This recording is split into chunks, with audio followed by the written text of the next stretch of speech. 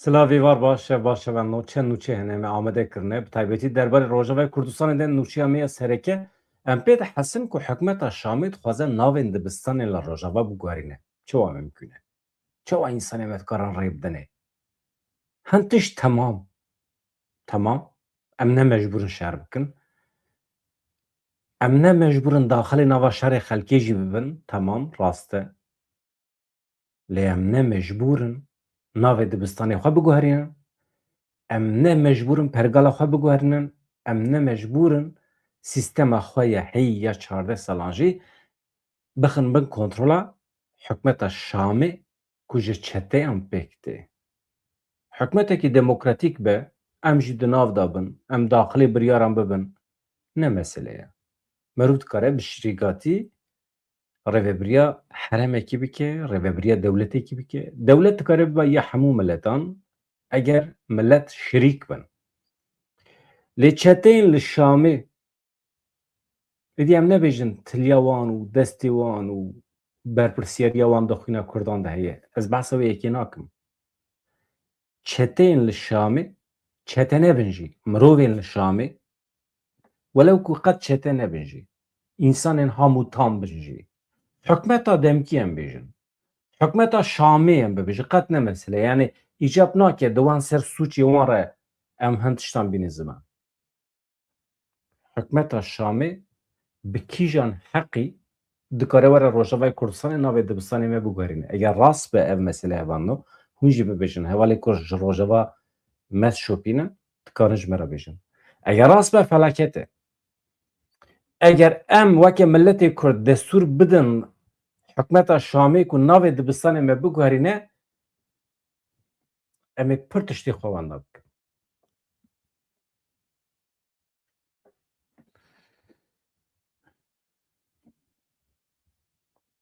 Yani hûn bimirane ne bimirane? Ya rast e ne rast e? Ka hûn fikrê xwe bêjin. Îcab nake rast e, îcab nake merûv şer bike. Ama merû nikare serî jî bitewîne. Yani sirf ji bo merû neyê kuştinê, sirf ji bo dewleta Tirkiye êrişê ser Rojava neke, sirf ji bo hikûmeta Şamê êrişê me neke, îcab nake merû her tiştê xwe jî bide yani. İcab nake.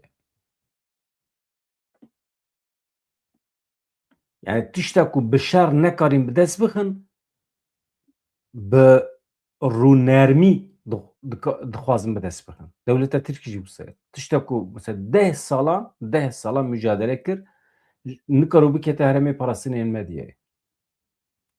Yani nikare bu zirarekî bide hêzên gerîla. Lê bi rûnermî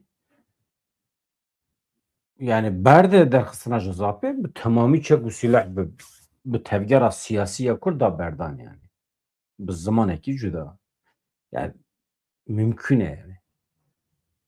Yani sibê du spêj bo pêvajoya xirav nebe ew ê şertên din dayînin. Mesela Tayyip Erdogan qet nexemaviye.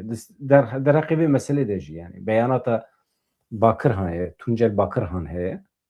Hevserokê Dem Partî. Helbesta Tayyip Erdogan mîne ku henekê xwe bi pêvajê bike.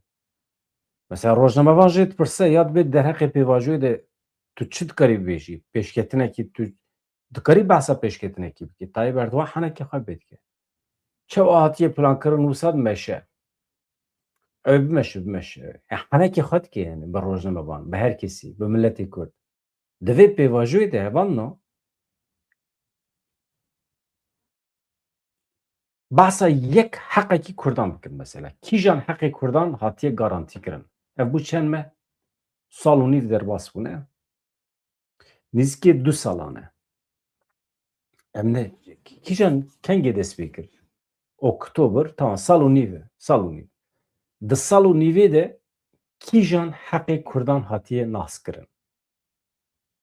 Ama bi sedan heqê Kurdan hatiye xwarin, hatiye binpêkirin, hatiye talankirin ew ê em dikarin bijimêrin.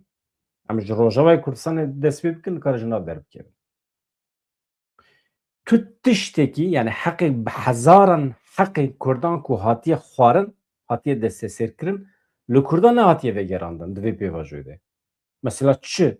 Selhedîn li derve? Na, Selhedîn li Hebzê ye. Garantî bidim we heta ku Selhedîn Demirtaş di hepsê da be, tu tiştekî berbiçav xuya nake divê pêvajoyê de. Yani vaya garantiye. Çi xuya bike? Ji ber vê hevan de anha mesela me li ser guherandina navên dibistanan bû. Li Rojavayê Kurdistanê pir dibistan hebûn yani hebûn. Di dema êrişa çeteyan de ew dibistan weke kamp hate bikaranîn. Weke yani rola çadir lehîst. İnsan hatin xwespartin wê derê mecbûrî.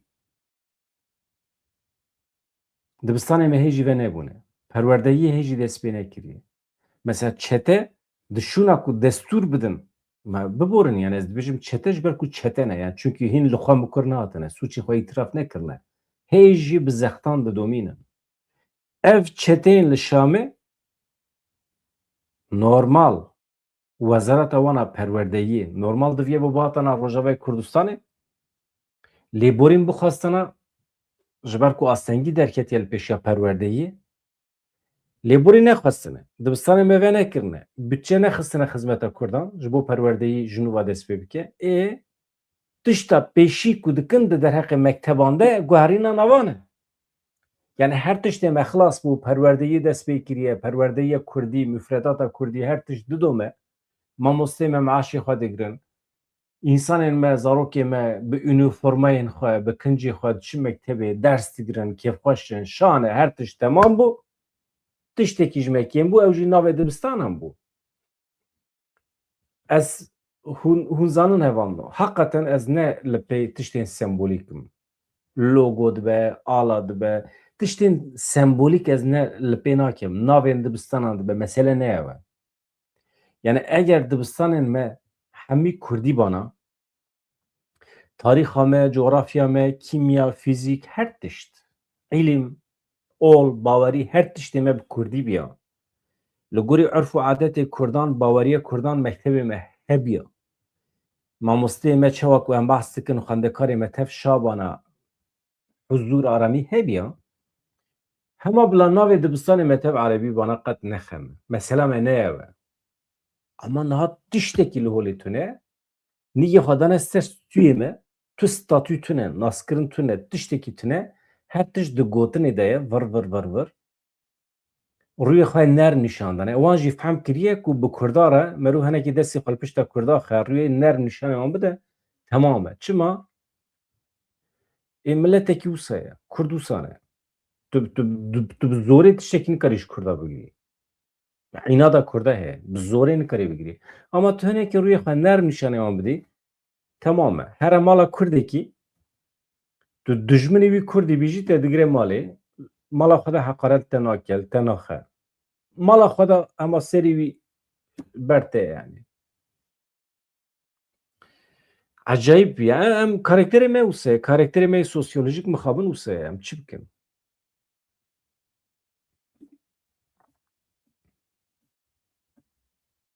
Em nizanim min ji Rûdawê girtiye. Hevalê me li wê derê dikarin bibêjin. Li bajarê Dêrekî mesela guhertina navên dibistanan hat şermezarkirin. Yani wextê ku daxwaza hikûmeta Şamê tune be ji bo guherîna dibistanan millet ma dîne rabe li kolanan çalakiyan pêk bîne, meşrûmîtînga pêk bîne. Xuya tiştekî ye yani. Hikûmeta demkîya Sûriyê dest bi guhertina navên dibistanên Rojavayê Kurdistanê kir. Yani nûçe di Rûdawê derketiye ez ji Rûdawê digirim. Ji ber ku çapemeniya me ya li Rojavayê Kurdistanê behsa mijara nake. Min nedî yani. Em dikarin dîsa lê binêrin.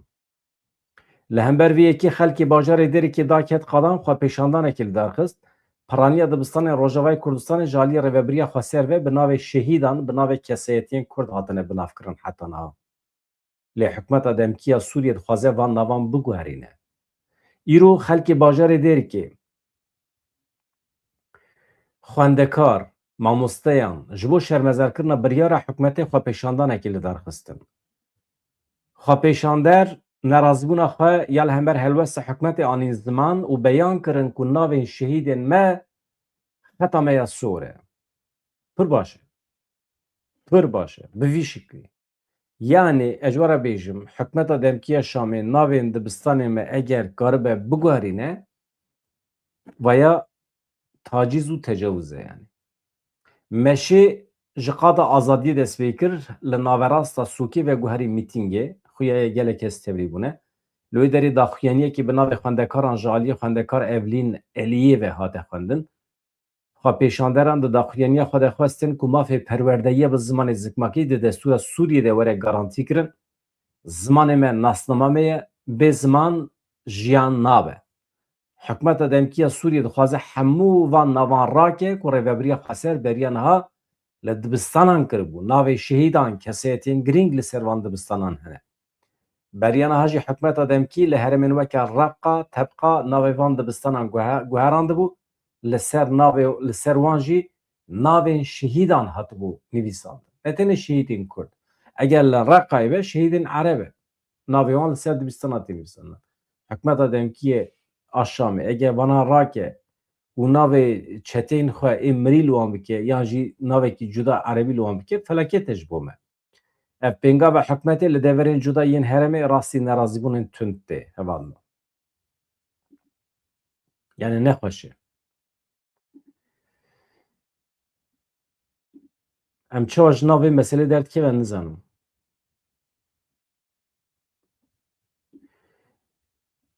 Divê yani wextek ya ev îşekî zehmet e. Mirov destê xwe bide milê mirovan diçe. Ev îş wisa ye. Em tecrüba me heye. Bu heftê û heft hezar caran dibêjim. Li hevalên ku li zîndana Amedê mane dibêjim. Zemanê berê de.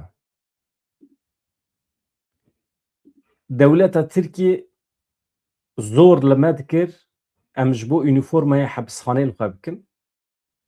Ji bo em destê xwe dirêj bikin. Ji bo nizanim em şertekî wan bînin cih. Ji bo em ji gardiyaneke re bibêjin komutanım.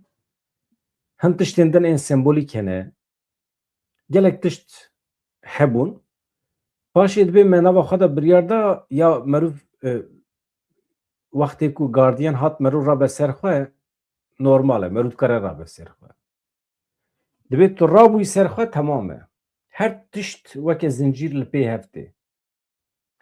Sibê ji te re dibêje temam. Tu rabûyî ser xwe xuya ye ev mêrik êdî müsaîd e yan jî ev canik, ev kes müsaîd e ji bo serî bitewîne. Tu wextê rabûyî ser xwe ketî hezirolê roja din ji te dixwaze tu destê xwe dirêj kî ji bo destê te xe.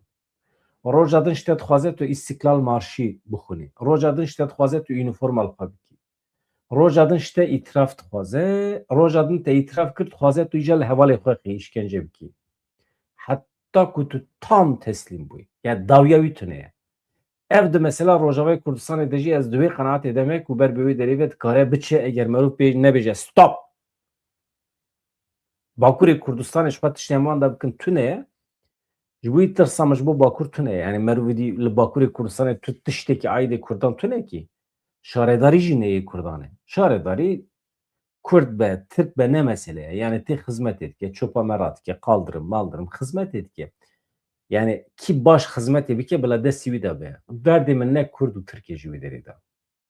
Yani ez di mana statûya siyasetê de giringî didim statûya siyasetê. Hûn ê bibêjin çawa? Ew mühîm e. Şaredarî xapandinekî ye. Şaredarî destê Kurdan de be, destê Tirkan de be. Mesele ne ye? Milletê me bila dengê xwe bide wî kesê ku xweş xizmetê dike. Şaredarî ji bo xizmetê ye. Ha, tu bi rêya şaredariyê dixwazî siyasetê bikî? Na. Na. Statûya xwe ya siyasî çêke mesela. Madem tu dixwazî siyasetê bikî, ne bi şaredariyê. Meclisekî siyasî li Amedê ava ke. Zorê bide ser dewleta Tirkiye ku meclisa te nas bike. Eger îcab bike Serokwezîrê Amedê bile hebe. Bila meclisa Amedê hebe. Xizmeta şaredariyê tiştekî dine, xizmeta siyasî, statûya siyasî, biryarên siyasî tiştekî dine. Madem em xwasa bi dewleta Tirkiye re heşîr neşîrin, de bila otorîteya me ya siyasî nas bike. Îja bi rêya şaredariyê wer medxapîne. Şaredariyê davê berme, em jî 30 sal e tim xwe tekrar dikin, xwe dubare dikin. Me şaredarî bi dest xist. Çi? çi bû? Li gelek şaredariyên me endamên meclîsa şaredariyê û şaredar li hev nakin. Nakokî heye di nava wan de. Qet li rûyê hev nanêrin. Bi hev re çay ve naxwin ya. Em nava bibêjim ji we re. Yani projeyekî ku şaredar dixwaze pêk bîne meclîs dibêje na. Meclîs projeyekî dibe şaredar dibe na. Ew hîn nikarin nava xwe de li hev bikin. Îja otorîteya siyasî mirov çawa ava bike. Bana hemî problemin hevan me. Em ji ku derê hatin vê derê? Em ji Rojavayê Kurdistanê hatî vê derê. Tavîzekî eger tu bidî dewleta Tirkiyê, tavîzekî tu bidî çeteyan, bana hemî dijmin in, tavîz li ser tavîzan tê. Dawiya wî tune ye. Yani navê me hê jî terorîst e, Tirkiye ya bê teror, kesek behsa çareseriya doza Kurd nake.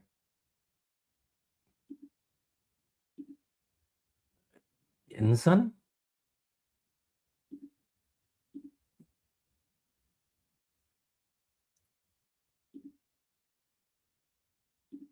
yani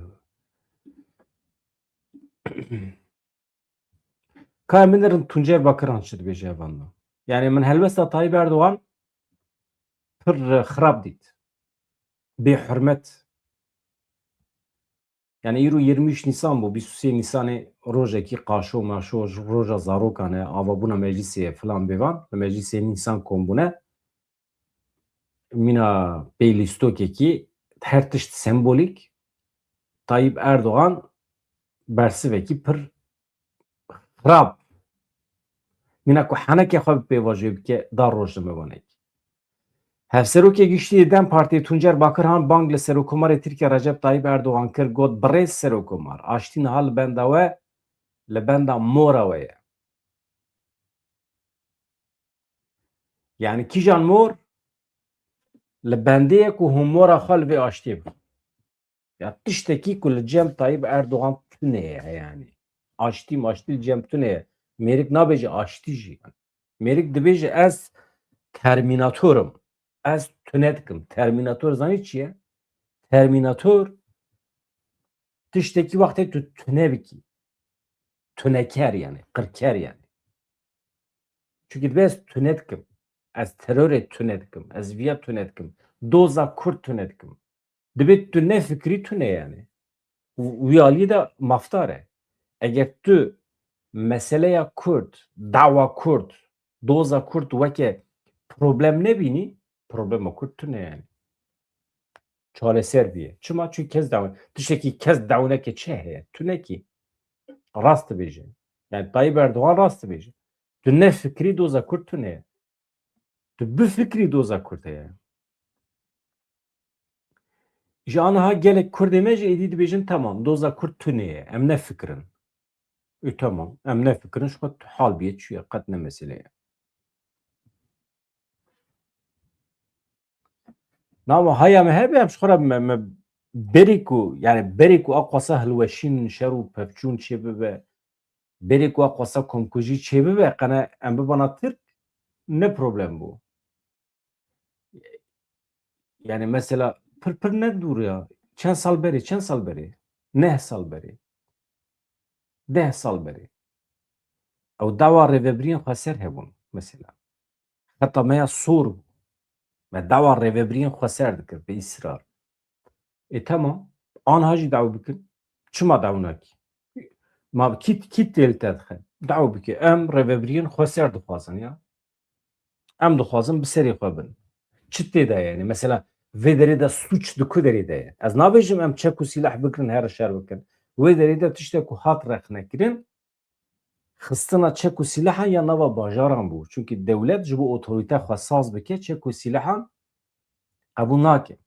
Tu çek û sîlahan wextê bînî bixî nava bajar ew jî bi tang û topan tê te tune dike. Qet te tune neke jî yani dor te teng dike birçiya mirov dimire nava bajarekî de.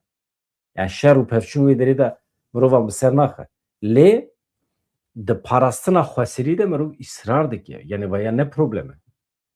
Rêbaz şaş be jî daw rast e. Rêveberiya xweser de li Bakurê Kurdistanê mirov îsrar dike. Çima nebe?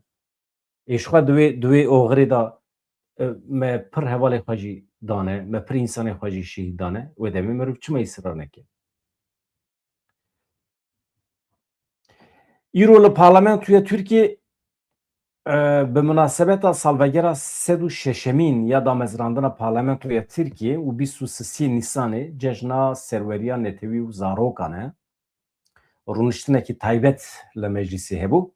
Hevsîrokê giştiyê Dem Partiyê Tuncer Bakirhan li ser kursiya Parlamentoyê axaftinekî pêşkêş kir li ser pêvajoya çareseriyê jî axivî.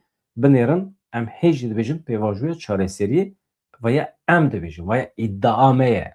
Ama pêvajo ne pêvajoya çareseriyê? Pêvajoya çareseriya belkî a çek û sîlehan e, a ne a Kurd e. Merû tiştekî çareser dike. Çi? Şiddetê çareser dike. Tamam, şiddet çû, xilas. Tamam. Şiddet çû.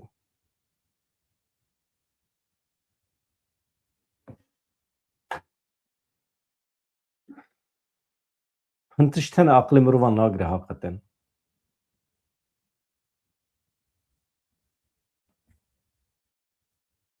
Hûn çawan in? Ka hûn jî tişta binivîsînin, tişta bibêjin, her tiştî sûyê me de nehêlin hevalno? Heqetin ya. Fikrê xwe bibêjin. Çarçoveya yani hinek zimanek xweş, maqûl, merov tiştê xwe dikare binivîsîne. Tuncer Bakirhan beyan kir ku di sed sala nû de pêwîstiya dewleta Tirkiye bi komarekê demokratîk heye, da ku hemû gel nasname karibin bi azadî têde bijîn. Tuncer Bakirhan balkişand ser banga çekdanînê a Partiya Karkerê Kurdistanê jî got, biryara çekdanînê ya Partiya Karkerên Kurdistanê rodana herî mezin ya dîroka Tirkiyeyê ye. Di van axan de ku bi serhildan, tepeserkirinê tê naskirin, bi îradeya xwe danîna çekan nîşaneya aqilmendiyekê mezin e.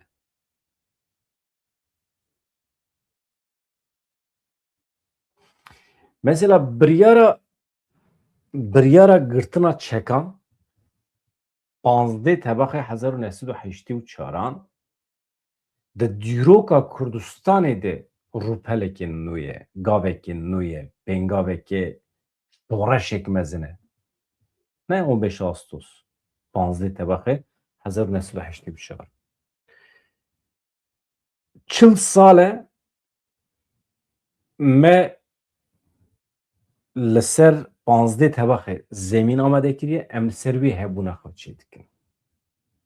Civaka xwe bi rêk û pêk dikin, herwerdê dikin. Em pesnê panzdê tebaxê didin. Yani girtina çek. Yani guleya yekem ku diteqe xwedî kîjan watê ye. Dengekî çawa vedide. Guleya yekem ku teqiya kîjan qereqol hilweşandin di mêjiyê Kurdan de? Kîjan tirs têk şikandin, têk birin. Tirsa ku dewleta Tirkiye xistibû mêjiyê Kurdan. Yani watêya panzdê tebaxê gelekî mezin e. Îja aniha em çi dikin? Êdî em biryara danîna çekan ya Partiya Karkerê Kurdistanê jî em pîroz dikin. Bi min nakokî ye. Tu tiştekî ku merû pîroz bike tu neyê. Merûv carinan divê zanibe xemgîn bibe. Carinan divê merûv zanibe mehcûb bibe. Çünkü heta salek berê jî berxwedanekê çekdarî ya mezin hebû. û ji nişka guherandina biryaran hevalno di rihiyeta civakan de serûbinbûnekî çê dike. Divê merû bikaribe bersiv bide. Heta tu zemînekî hazir nekî, tu zemînekî ji binê millet nikarî bikişînî û çare dikeve, hil diweşe. Tiştek ku te ava kiriye, hil diweşe. Divê tu zemînekî nû amade bikî, qewî be, zexm be ku tu bikaribî li ser tiştekî nû ava bikî. Îja ji ber vê yekê biryara çekdanînê a Partiya Karkerê Kurdistanê dibe meseleya herî mezin a dîroka Tirkiyeyê ye. li ser vê coğrafyayê ku bi serhildan û tepsandinê tepeserkirinê tê naskirin, yani baskî, zulüm, bi îradeya xwe danîna çekan nîşaneya aqilmendiyekî mezin e. Tamam, mümkün e. Hevando me rû dikare çek dayîne, me rû dikare şer neke. Mesela eyn tiştê weke Rojavayê Kurdistanê ye. Mesela em kesek nabêje îllah dibe em şer bikin. Şerê çekdarî tiştekî wisa tunê ye. Na milletê Kurd ji serî ve ne mecbûr e şer bike ji bo heqê xwe. Ew heq ji xwe ê milletê Kurd e. Em dibêjin ji mafê xwe em tavîzan nedin. Şerkirin, aştî, vana hemî rêbaz in, rêbaz. Yani metodin. Metoda bi destxistina mafan tu rêya çekdarî dikarî bikî, tu rêya çekdarî ne mecbûrî bikî yani. Yani ji bo tu herî sandwîçekî bixwî îcab nake tu şer bikî. Ew xwarina wî sandwîçî heqê te ye yani. Heqê te be heqê te ye. Yani çi îcab dike ji bo her heqî me rû çawa şer bike? Me rû maf dibe ya. Li Bakurê Kurdistanê jî wisa ye. Tamam, dawa heq hate kirin ama îro dibe tu ji wan heqan tavîz nedî. Perwerde dibe, serwerî dibe, xweserî dibe, rêvebirina coğrafyê dibe, avakirina meclîsan dibe, Kurd bibin xwedî statûyekê netew, wana hemî mafê te ne yani. Kes yani dibe kes te mecbûrê şer neke. Rojava jî kes te mecbûrê şer neke. Ama heqê xwe jî tavîza nadî. Kî hatiye te kuştê jî dikuje yani em çi bikin yani. Yek were ji te re bêje îlla tu ji mala xwe derkeve. Tu dernekevî te dikujin. Ya me dernakeve dikujî bikuje yani çi bikim yani. Yani sırf dikujî sırf ji bo tu dikujî ez derkevim yani. Dikujî bikuje yani çi bikim yani. Madem vê dünya edalet tune, madem netewiyek wî tune, mehkemeyekî tune, madem dünyayekî derewîne, tamam bikuje em xilas bin hatî. Ama tu nikarî serê min berjêr bikî. Sırf ji bo neyêm kuştin serê xwe berjê nakim. Tu cara. Sırf ji bo neyêm kuştin tiştekî naxwazim qezeş bikim. Tiştekî wisa dibe? Yani sırf mirov ji bo neyê kuştin ji te re dibêje navê dibistanê xwe biguherîne, nizanim çi bike, nizanim çi bike. Ya wisa nabe. Nabe. Tu tiştekî Tirka û Ereba ser Kurdan da tune ye. Na. Tuncer Bakiran çi dibêje? Divê were zanîn ku aştî bi tenê nayê meşind. Aştî pêpelûkek e ku bi gavên doalî tê hûnandin. Welhasıl Tuncer Bakiran hevano bal dikişîne ser şer û alozîna rojata navîn jî.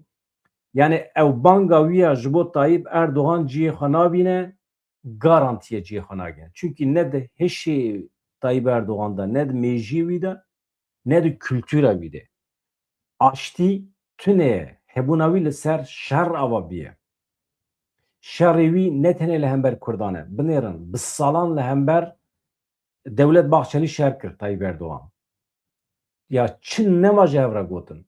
Her tiştî ji hev re gotin. Devlet Bahçeli ku Tayyip Erdogan gotinên herî xirab vê dünyayê de ji hev re gotin li hember hev bikaranî.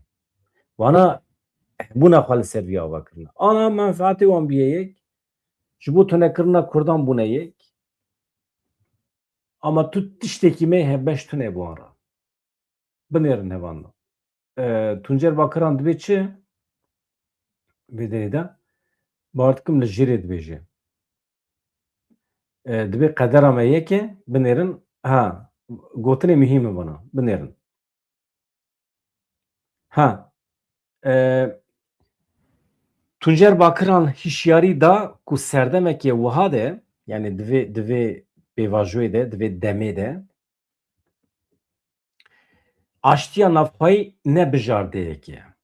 Mecburiyeteke dîrokî ye. Îro hêza herî mezin ya Tirkiye çarenivîsa hevbeş ya Kurd û Tirkan e. Yani qedera şirîk, qedera hevbeş ya Kurd û Tirkan dibe bi hev re ye. Dibe vaya ne tenê bijardeyekî ye. Mecburiyetekî ye. Em mehkûmê hevin. Halbuki tiştekî wisa tune. Em ne mehkûmê hev jî. Milletê milletê Çek û milletê Slovak bi salan bi hev rabûn, kuzenê hevin, dostê hevin.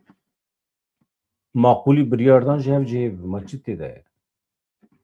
Swîsre û Fransız kuzenê hevin, nava hevdane, aynî zimanê de axivin, aynî zimanê de axivin. Gund û bajarê me hemî nav hevdane ama du dewletên cuda ne. Yani îcab nake qedera mirovan yek bêjî. Na wellahî bî. Yani ez dibêjim vaya tiştekî yani çima qedera me yek be yani. Çi îcab dike? Tu aboriya xwe serbixwe bike, aboriya xwe bike ya herêmî, tu meclîsa xwe li Amedê ava bike, dewleta Tirkiyeyê bi kîjan heqî tê li te dixe, te tune dike. Tiştekî wisa tune ye. Tu mecburiyetekî Amediyan tune ye qedera xwe bi mirovên Kütahyalê re, Afyonê re bikin yek. Çi eleqa me bi heviyê hevê? Çi eleqa me? Trakya Kuderê, Trakya nîre, Heqarê nîre. Çi eleqan bi hevê ye? Qedera me çawa dibe yek ya? Ya qedera Amedê û Silêmaniyê jî nabe yek. Ne wisa ye? Yani hindikî meriv ji van gotinên nebêjim ya. Tuncer Bakiran dereqê wî de tiştekî nebêjim. Na, ji xwe dereqê kesayetî wî de tiştekî nabêjim. Yani ez naxwazim giraniya gotinê wî jî hinekî sivik bikim, naxwazim. Lê ev sedî sede qedera Trakyayê, Axdenîzê û Marmarayê û ya Heqariyê Colemêrgê tu car nebiye wekî hev, tu car nabe wekî hev jî, ne jî bi hevran e. Daîma wan kêf kiriye, li Egê, li Axdenîzê kêfa wan biye û me jî daîma bombe xwariye, êriş xwariye, zarokê me dibin wesayîtê wanê zirxî de wan dabûne, keçê me hatine tecawûz kirin, di zindanê wan de em hatine lêdan û heta doh pêr jî Gulistan Doku û gelek keçikê me din hatine tecawûz kirin, kuştin ji aliyê ewladê wan ve qedera me li Kuderê yeke, di here İzmîrê. Qedera me û İzmîriyan kengê bûye wekî hev. Bûyerên zindana Amedê li deverekî din heye, li deverekî din hebe jî dîsa ewladên Kurdan mağdûrin ya. Yani çar hev çepkirên Tirk bûne mağdûrê îşkence rast e, lê vaya temamê Tirkan temsîl nake. Tiştekî wisa tune ye. Ji ber vê qedera me ne yekê hevan. Ama Rêzdar Tuncer Bakiran tamam rêz û hirmeta me heye jêra, serokê partiyê ye.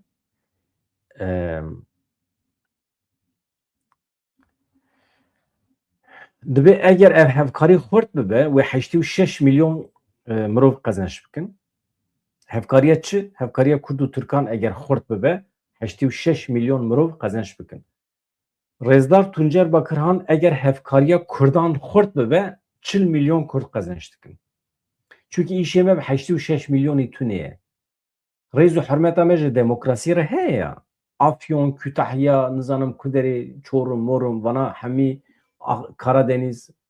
Vana em ji wan re bihêlin bila ew qedera xwe bi xwe tayin bikin, em jî qedera xwe bi xwe tayin bikin. Ji bo îcab nake 86 milyon însan qezenç bikin. 40 milyon Kurd bila qezenç bikin. Çünkü Tirka qezenca wan heye. Tu tiştekî wan da nekiriye. Tirkan tiştekî wan da nekiriye. Baş stûya wan qalin de. Bi zimanê xwe diçin mektebê, hemî bûne karsaz. Binerin ême emrê me li qurbetiyê derbas bû, li van dera derbas bû, em nikarin biçin gundê xwe jî yani. Êwa ne wisa ye. Her havîn diçin memleketê xwe, digerin, kêf dikin, diçin tatîlan. Ew dikarin biçin qedera me neyek wekî heve, ya din jî hevano wan qezenç kiriye. Eger hevkariya Kurd û Tirkan xurt bibe 86 milyon mirov qezenç dikin. Na şaştiyekî heye. 86 milyona ez bawer dikim 6 milyon qezenç kiriye, 6 milyon Tirkan qezenç kiriye, 26 milyon Kurd mane. û ew jî divê ji bo qezenç bikin, dibe bi Kurdistanê re hevkarî bikin yani. Hevkariya Kurd, yeketiya Kurd esas e. Ji bo ez van gotina hez nakim yani. Eger hevkariya Kurd û Tirkan çê bibe 86 milyon çi ye ya? Divê em vê peymana ku di sala 1920 de dibin banê vê parlamentoyê de hatibû avakirin, lê sala 1925 birîndar bibû, niha nû bikin. Na wellahî. ya nuzan çima ya gotinekî bi min rast naye ya. Ya peymana ku 1920 dibin vê banê parlamentoyê de hatibû avakirin tune ye. Îjab nake merov biçe peymanên berê bînên nû bike. İcap nake. Merov bibêje heval no, hevalên meclisê peymanên berê zemanê berê re bihêlin. Başiyê wan û xirabiyê wan. Werin em di nava xwe de peymanekê nû çê bikin. Peymanekî ser esasê wekheviyê em çê bikin. Peymanên berê em ji bîr bikin. Çima em teze dikin ya? Peymanên berê de xwîn heye, komkujî heye. Li bêr lêborîn were xwestin. Ji ber terterê li Dêrsimê lêborîn were xwestin. Wisa nabe ha. Hakikaten nabe yani. Yani em mecburin her êvarde ve her bernamê de em hemî komkujiyên hatine serê Kurdan em rêz bikin. Nizanim geliyê Zîlan û nizanim felan û nizam bêvan û qet serhildan çê nebûne.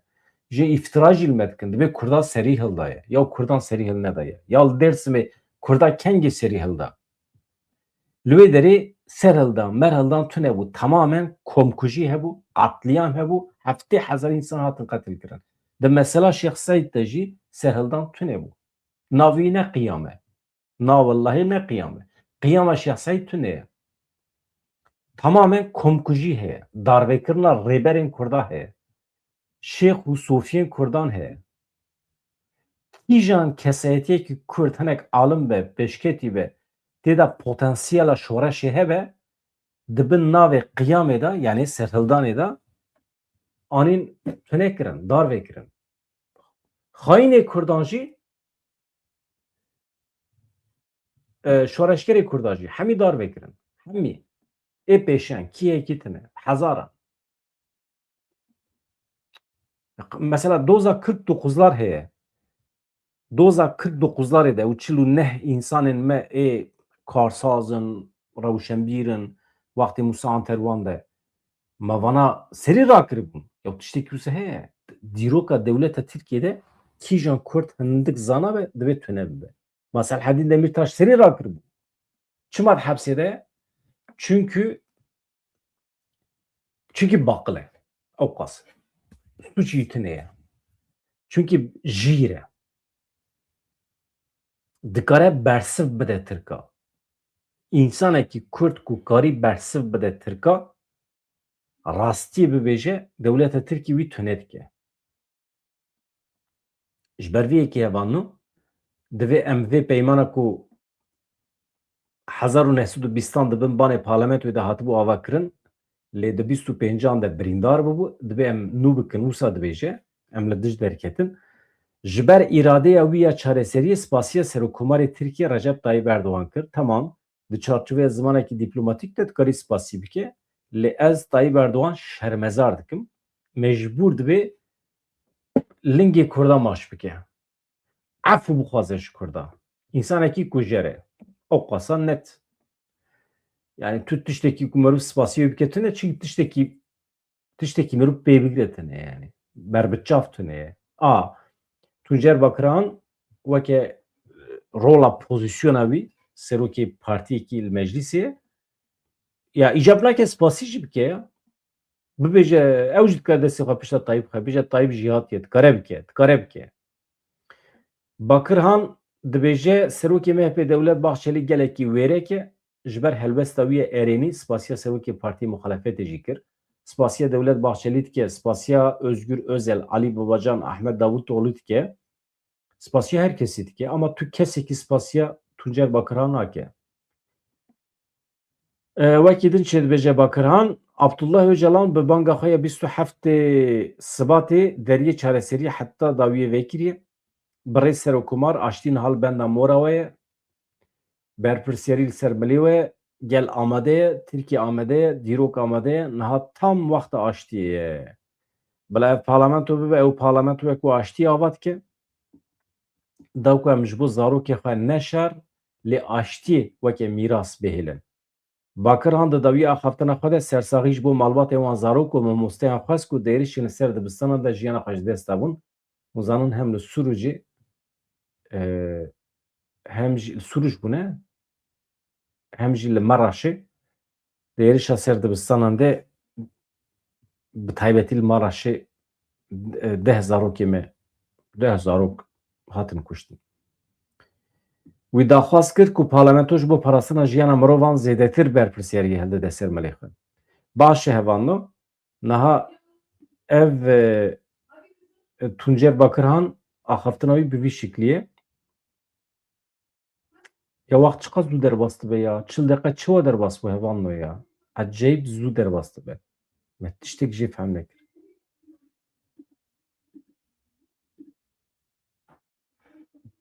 Heqetin ya. Ya ev mesela me ya İranê çi dibe? Do miçiqa dirêj behs kir. Çawa bibe ev? Ev mesela îdamê û kuştina însanan. Îro kesekî din kuştine. Dar vekirine. Yani em çawa ji nav der dikevin? Yani em her cara ku bülten çê dikin em mecbûrin bibêjin filan kes dîsa hat dar vekirin, filan kes hat dar vekirin. Em vêya bikin wekî meseleyekî ji rêzê. Niha ez tirsim meselekî bibe meselekî rêzê êdî mirov fêr dibe. Ew aliyê mirovan ê li hember derdikeve dişkê. Psikolojîk e. Nasibê hetayê verê tu bêjî filan kesî işkence filan kesî kir filan. Wê demê tu fêrî wî işkencê dibî êdî tu ji bo te dibe wekî tiştekî ji rêzê. Li Îranê endamê rêxistina Mücahîdên Gel Sultan Alî Şirzadî bi îddiaya sîxuriyê hatiye darvekirin. Kî tê darvekirin? Sîxuriyê dixin stûyê wê. Ajansa Nûçiyan ya Mîzanê ragihand ku Sultan Alî Şirzadî ji ber endametiya rêxistina Mücahîdên Gel yê Îranê girtî bû vê sibê hatiye darvekirin. İddiaya sîxuriya ji bo İsraîlê wekî hinceta darvekirinê hatiye nîşandan. Li Îranê ku darizandineke adîl tune ye, bi zora îşkenceyê îfade tê wergirtin, gelek girtiyên siyasî bi rêkûpek bi eynî sûcbariyan têne darvekirin. Li gorî agahiyên li çapemenî hatine weşandin, tenê mehekî li Îranê herî kêm 9 endamê rêxistina Mücahîdên Gel hatine darvekirin di nava mehekî de. Du rêxistinên civakî yên sivîl rêxistina mafê mirovan ya Îranê ku navenda wê li Norwêcê ye, li dijî cezayê mirinê ku navenda wê li Parîsê ye roja duşemiyê saziya li dijî cezayê mirinê heye.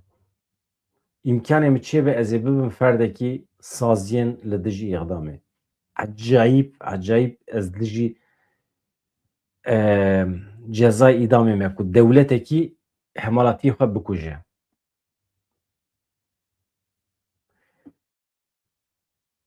Rayedarên Îranê di sala 2025 de herî kêm 1639 kes darvekirin. Ev yek di sala 1980 ham vir ve hêjmara herî zêde ye. Di salekî de nêzî 1700 kes hatine darvekirin di salekî de. Vî hûn wer hesab bikin. Çawa mümkün e? Şeş partiyê me Rojhilatê Kurdistanê. Hûn zanin çi kirine? Na. Hûn nizanin.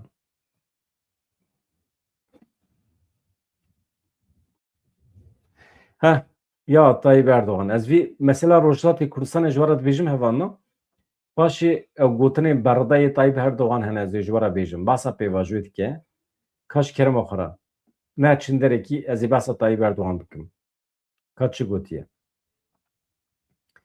Niha şeş partiyên Kurdistanî ez hema mesajê wî ji bo we bixwînim. Bang li we dike. Binêrin çi dibêje? Xweş e. İttifaq xweş in.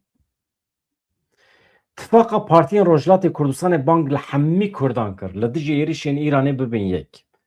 Tifaka ku ji şeş partiyên Kurd yên Rojhilatê Kurdistanê pêkte bang li Kurdên li seraserê cîhanê kir ku li dijî êrişên Îranê çalakiyên hevbeş li dar bixin meş û mîtîng. Partiyên Kurdî daxwaz kirin ku li hember êrişên Tehranê yên li ser baregehên wan yên li Herêma Kurdistanê xwepêşandan werin kirin. Van saziyan, van partiyan balkişandin ser wê yekê ku di van êrişan de ji meha Sibatê vir ve zêdetirî 20 kesan jiyana xwe ji dest daye. Di daxuyanî hevbeş de ya partiyan de wiha tê gotin. Li kolanan, li cadeyan, li ber balyozxaneyan, li navendên biryardanê bibin dengê tekoşîna me, bibin dengê berxwedana me. Ew partiyê ku ev ban kirine navê wan wihan e Partî Demokratîk Kurdistana Îranê PDK Îran, Partiya Jiyana Azad ya Kurdistanê PEJAK, Partiya Azadiya Kurdistanê PAK, Sazûmana Xebatê Kurdistana Îranê Xebat, Komeleya Zehmetkeşanê Kurdistanê û Komeleya Şoreşker ya Zehmetkeşanê Kurdistana Îranê. Van partiyan me hasibatê ji bo parastina mafê çarenivîsa gelê Kurd û hevahengiyê li dijî Komara Îslamî ya Îranê tifaqekî ava kiribûn di nava xwe de. Di derbarê şer de jî hinekî agahî hene ji van partiyan çend însanan jiyana xwe ji dest dane li Kuderê. Ez hema bi nîv deqe wisa agahiyekî bidim ve paşê em basa wî Tayyip Erdoganê bikin. Niha tevî agirbesta ku destpêka meha Nîsanê dest pê kir, İran û komên çekdar yên Iraqê yên li ser bi eniya berxwedanê ve êrişên xwe yên li dijî baregehên Partiyên Rojdatê Kurdistanê domandin li nava Iraqê. Piştî agirbestê 5 kes bi giştî 11 kesan jiyana xwe ji dest daye. Partiyên Kurdî di daxuyaniya xwe ya îro de ragihandin ku zêdetirî 305 êrişên rast li ser koçberên siyasî yên rojhilatî hatine kirin. Kampên wan hene li Başûrê Kurdistanê hûn zanin wekî kampa Maxmûrê. Di wê daxuyaniyê de hate diyarkirin de êrişên li Herêma Kurdistanê de 21 kes hatine kuştin ku di nava wan de 10 şervan û sivîlên li baregehan jî hene. Herêma Kurdistanê di dema şer de 700 caran û piştî agirbestê jî nêzîkî 20 caran bi êrişan re rûbirû maye. Yani bûye hedefa êrişên bi dronan. Tifaqa Partiyên Kurdî jî van agahiyan piştrast dike û van êrişan wekî sûçê şer binav dike. Awisa ye.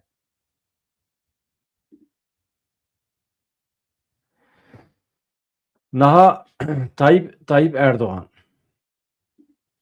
Ez tiştê xirab jê re nabêjim ev ew bi xwe xirabî li xwe dike.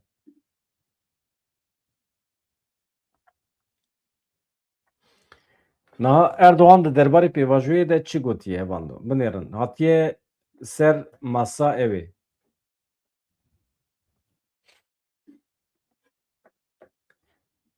Beşa ku lê Dem Partî heye.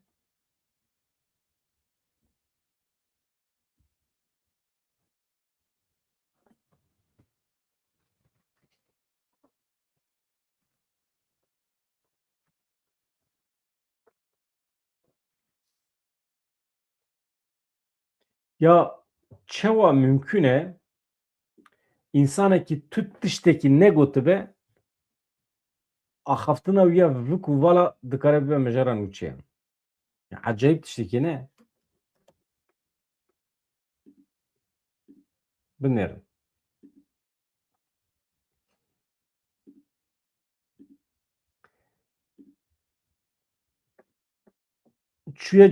Çûye ser masa evê. Dem Partiyê.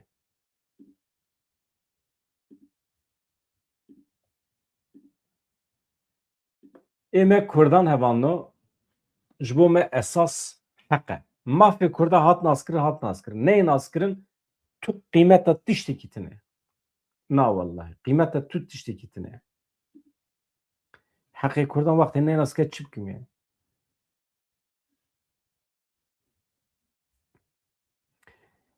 Serokkomarê Tirkiye Recep Tayyip Erdogan li ser pêvajoya nû ya çareseriyê got gelekî erênî didome tu pirsgirêk tune ye. Erdogan li Parlamentoya Tirkiye beşdarî resepsiyona 23 Nîsanê bû ku mazûvaniya serokê Parlamentoyê Numan Kurtulmuş hatibû li darxistin. Serokkomarê Tirkiye li wê derê bi alîkarê Serokkomar Cevdet Yılmaz endamê kabîneyê hinek mêvanên din re demekî sohbet kir. Ya hevalê xwe re sohbet kiriye yani. Derbasî hola resepsiyonê bû bersiv da pirsên rojnamegeran. Mesela rojnamegerekî mixwal lê gudar kir vi ku vala ya axaftine tiştî axaftin tune ye. Mesela rojnamegerê ji Erdogan dipirse gelo hûn difikirin ku bi serokê giştî CHP Özgür Özel re bijivin pêwendiyekî wê hebe. Erdogan dibêje ez partiya desilatê me ew partiya serekeya muxalefetê ye beriya her tiştî di pirtûka me de natune ye. Çima em naxifin? Li ser pirsa pêvajoya Tirkiye bê teror kîjan astê de ye Erdogan got gelekî erênî didome tu pirsgirêk tune ye. Halbikî pirsekî di derbarê pêvajoya bê teror de nepirsî rojnameger. Rojnameger got meseleya çareseriya Kürt dikijan astedeye. Bu jî got basa çi dikî? Gu nizam basa çi dikî? Ya got pêvajiyekî heye rojnamevan pirsa xwe dubare kir. Ya got ka pêvajiyekî heye serokê meclîsê nava meselê de ye falan bivan. Çawa hatiye plankirin wisa meşe got. Henekê xwe kiriye. Erdoğan li wê resepsiyonê bi serokê giştî MHP Devlet Bahçeli re jî demekî li ser piya sohbetê kir. Wekî din çû cem Tuncer Bakırhan, Pervîn Buldan li wê derê bû, endamên din ên partiyê li wê derê bûn, wan re civiya. Wisa li ser piya yani. Du sê çar saniye sohbet kirin ew qas yani.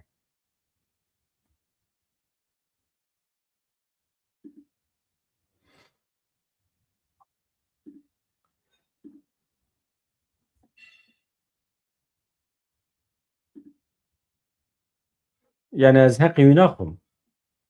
İnsanekî anha tamamen nexweşiya xurifînê li cem çêbiye û problemê me jî din e yani.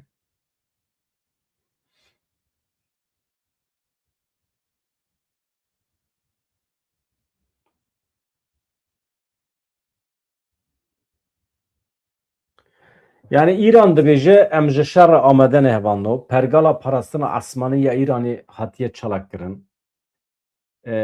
Donald Trump jî dibêje ecela min tune ji bo dawîkirina şerê li Îranê dibe tu leza min tune ye. Ez dikarim şer bi dawî jî bikim. Di peyama xwe ya herî nû de ragihand ku ji bo bi dawîkirina şerê li gel Îranê tu leza wî tune ye. Hemû wextê cîhanê di destê min de ye. Lê Îran wextê wê tune ye. Yani ez dikarim bi vî şiklî hetayî dikarim bisekinim ama İran awisa bisekine tek diçe ji alî aborî ve ji her alî ve divê manê de dibêje. Dibe ji bo wan kesê ku New York Times'a têkçûyî dixwînin, aha çapemeniye dike hedef ji xwe re. Yan li nûçeyên sexte yê CNN'ê dinêrin, nexweş e ya, ew jî însanekî berda ye, Donald Trump. Yani çapemeniye re dibe sexte, ji wî re dibe têkçû, ji wî re dibe berda, helbî bi xwe wisa ye. Dibe ecela min tune ye. Ez ê wisa zû dawî li şerê li Îranê neynim.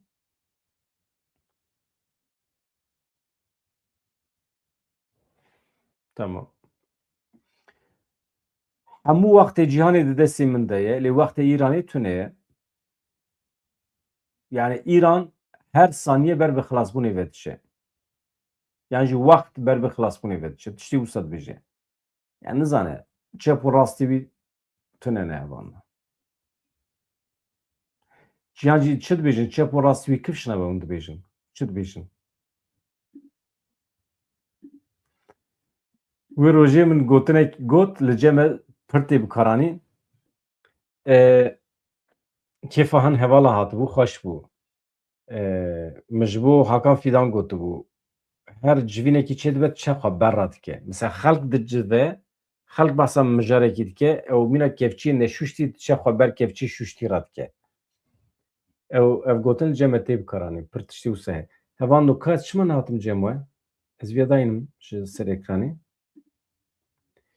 Tişta ku divê mirov li ser bifikire, guherîna navên li dibistana ye yan jî dibistanê me nebin erebî li Rojavayê Kurdistanê, ema qîmetê xwe biparêzin. Ana ew e. Spas dikim.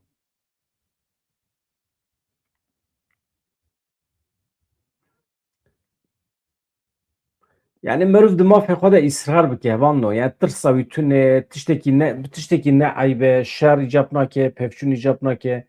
Yani mafê xwe de îsrar dikim ya. Çayê dixwazim. Ve xwarina çay heqê me be çayê dixwazim yani. Xilas, perwerdeyî dixwazim, Kurdî dixwazim. Yan jî pêk tînim, di heyetê de pêk tînim, bila kes astengîl pêşiya min dernexe. İcab nake ji dewletê jî bixwazî. Mesela li Diyarbekirê meclîsekî vedikî, hilbijartina xwe çêdikî, meclîsa Diyarbekirê çêdikî, derveyê şaredariyê dibêjim, meclîsa siyasî. Aboriya xwe ya alternatîv çêdikî, devlet astengil derxe pêşiya te red dikê. Ew qas yani. Şer icap nake. Yani ez wextê dibêjim heqê Kurdan û falan filan wextê hin tişta rexne dikim nayê manê ku em şer dixwazin, nayê manê ku em nizam tiştê wisa tune ye. Tam berû jî yani ez bi xwe wekî kesekî antimilitarîst tim li dijî şer bûme ji bo ku merû mafê xwe bi dest bixe şer icap nake, merû bi rêyê din jî dikare îsrar bike. Lê ama îsrar yani. Wekî Gandhi jî dikare îsrar bike. İsrara Hindistaniyan hemî İngîltere têk bir. Mecbûr man vekişin. Bicehne min. Ha, dekolonîzasyon çê bû? Erê, çi ye dekolonîzasyon hevana? Dagirker wextê ku ji welatê de derdikevin diçin, tu dikevî pozisyonekî wisa, tu dikevî rewşekî ew qas berbat ku tu hewesiya xwe bi dagirkeran tînî. Tu dibêjî ya ji kerema xwe re werin ya werin welatê me dagir bikin, werin ji me re rêyên hesînî çê bikin, werin ji me re fabrîka çê bikin, van bînayê xweşik çê bikin, ji me re parlamento çê bikin, em kêm aqil in, hişê me nayîne, em rezîl û rûsva ne. Carna dekolonîzasyon çê dibe. Ya mesela ana rewşa em li Bakurê Kurdistanê em tê dane jî wisa ya. Veya dekolonîzasyon e. Tamam, tu kolonîzatoran derdixî lê tu hewesiya xwe îja bi wan tînî. Ew hevin baştir e. Ya ê xelkê qet nebe dagirkerê wan hinek medenî ne. Ê me dagirkerên me Tirk, Ereb ya medeniyet ne? Hov in, hov. Ya dagirkerê me medenî bana heqeten ne problem bû ya? Me bixwesta. Me bigota tamam werin Kurdistanê dagir bikin. Qet ne mesele em bi hev re bijîn. Ev însanê hov in, hov. Mesela ji te re divê tu tunî ya. Li çavê te mêzê dike divê tu tunî ya. Mesela zarokê te davê bin erebê, davê nava avgir, tecawuzê keçê te dike ya. Ya însan hov in vana ya. Ya sırf kuştin ne? Rûmeta te dişkîne. Hevan ez xatir cevab bixwazim. Ka destûra min bidin. Firî Demirtaş. Gelek spas dikim. Rast dibêjî. Firî Demirtaş.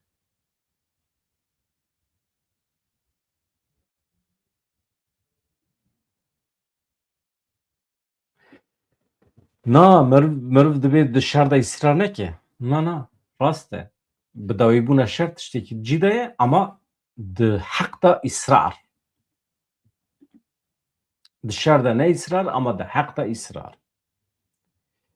Baş e. Xatirê we silav rêzê vanna.